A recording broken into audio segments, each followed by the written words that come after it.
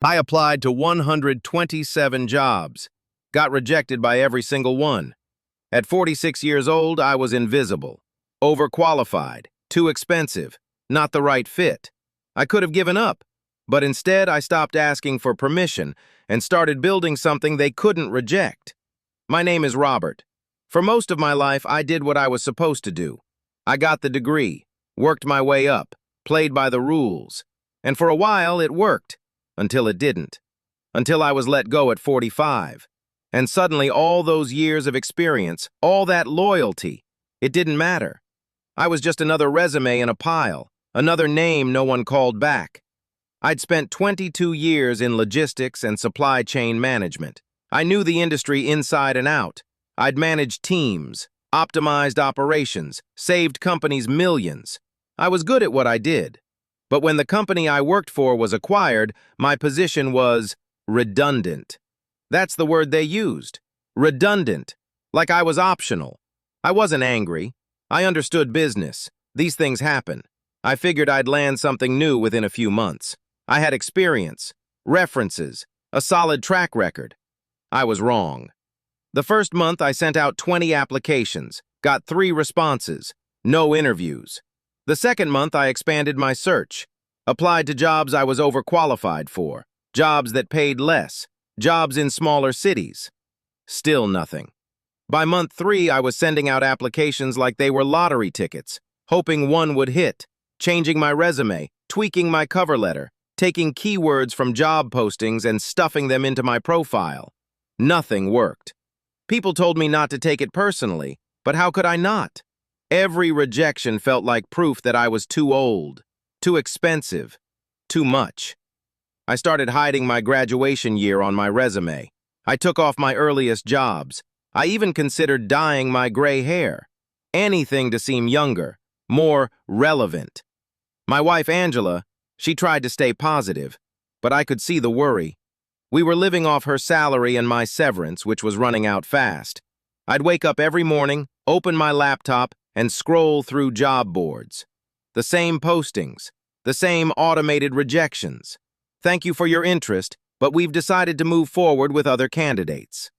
I stopped going to networking events, stopped reaching out to old colleagues. It was exhausting pretending I was fine when I felt invisible. One night I got an email rejection from a company I'd interviewed with 3 times. 3 rounds, hours of prep. They said I was impressive, but they were going with someone who better fit their culture.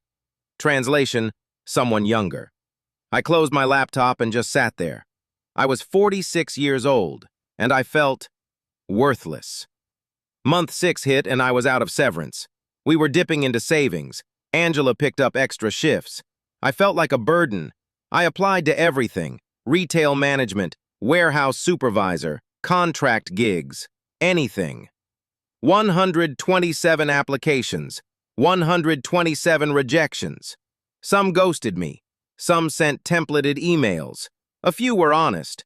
We're looking for someone earlier in their career. I remember sitting at the kitchen table one afternoon staring at my laptop. Another rejection email, another, "We appreciate your interest." And I thought, what's the point? Angela walked in. She didn't say anything at first, just sat down next to me. Then she asked, "What would you tell someone else in your position?" I didn't have an answer. She said, "You'd tell them to stop waiting for someone else to see their value.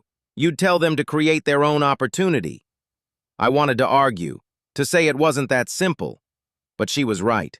I'd been waiting for permission, for someone to pick me, to validate me, and no one was going to. That conversation shifted something. I stopped looking at job boards, and I started looking at problems. One thing I'd noticed over the years, small businesses were terrible at logistics. They'd overpay for shipping, mismanage inventory, waste time on inefficient processes, things I could fix in my sleep. So I reached out to a few small business owners I knew. I didn't ask for a job. I asked if I could help. Short-term, project-based, no long-term commitment. One guy said yes, a local furniture maker who was drowning in shipping costs.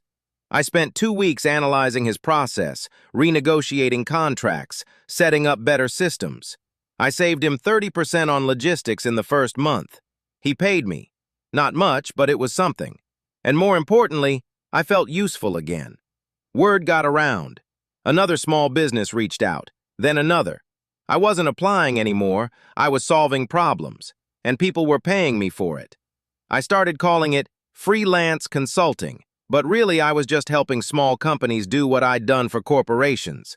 Streamline, save money, work smarter. I didn't have an office. I worked from home. I didn't have a fancy title. I was just Robert, the logistics guy who could fix things. But it worked. Within 3 months, I had 6 steady clients. Within 6 months, I was making what I'd made at my old job. Not from one employer, but from multiple businesses who actually valued what I brought. I wasn't an employee anymore. I was a partner, a problem solver, someone they called when things weren't working. One client, a small manufacturing company, asked if I'd come on as a part-time COO.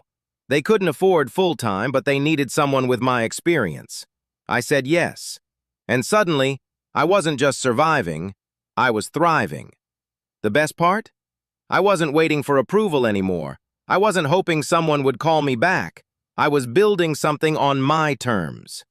A year after I stopped applying to jobs, I got a LinkedIn message. It was from a recruiter at one of the companies that had rejected me. They wanted to know if I'd be interested in a senior operations role. Better title than before. Better pay. I read the message twice. A year ago, I would have jumped at it. I would have been grateful. But now? I looked at my calendar. I had 3 client meetings that week, a workshop I was leading, a consulting contract I was finalizing. I wasn't just busy, I was fulfilled. I politely declined, told them I appreciated the offer, but I'd built something I wasn't willing to walk away from. The recruiter was surprised, asked if I was sure. I was. Because I wasn't the same person who'd applied to their company. I wasn't looking for validation anymore. I'd found it in my own work. Getting rejected 127 times broke me, but it also freed me. I'm not working for a corporation anymore. I don't have a fancy office or a big title, but I have something better: control, freedom, respect from people who see what I can do. I work with businesses who value me, who pay me fairly, who call me when they need real solutions. Would I have chosen this path if I've gotten hired? Probably not. I would have stayed comfortable, safe, waiting for the next layoff. But rejection forced me to bet on myself, and that bet paid off.